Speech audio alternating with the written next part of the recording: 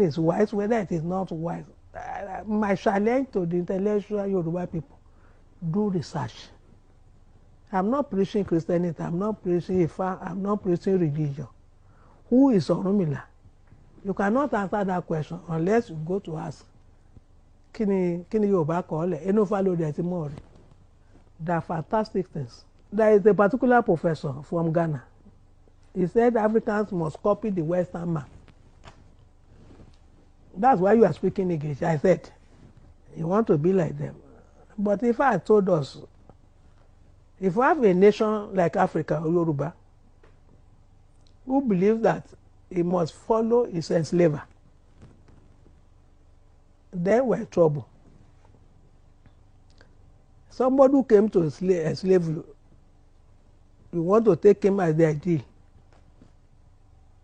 and you want to make progress. Let me quote an Ifa that says that. Ọkọ lọ sóko, ó kọjú sílé. Ọkọ ń toko bọ̀, ó kọjú sóko. Ta ni òṣàìmọ̀ pé lòdì lọkọ ń ṣe. Ó lóun ló dífá fún aṣerúbọ̀bàtàn. Lòdì ládùúgbò. Now, let us take the one back. Ọkọ ń lọ sóko. You know when you take the cutlass, you put it on your, it is facing the back when you are coming. A nation that wants to have progress and turn its back to the front, how can you move? You want to go forward, but you are turning your face to the slavers. Not only that, aṣerúbọ̀bàtàn, do you know the meaning of aṣerúbọ̀bàtàn? Ẹrú tó ní ọba ará ilé òun. Ọba ló rà o. Òyìnbó are the people who bought us. Àwa ní ará ilé òyìnbó ni wá. How is it possible? The white man came, they were clever enough, they enslaved us, they carried us away. And you're asking us, if you want to develop, we must copy the white man who came to enslave you. Ẹrú lẹ mọ́ kú sí láíláí. Ẹrú ò kì í ṣaré alẹ́ ọba, ó rà á ni. Tẹ́rú bá dẹ̀ ti délé kó jọ kó lọ wá nǹkan tó ní sílùú ẹ̀.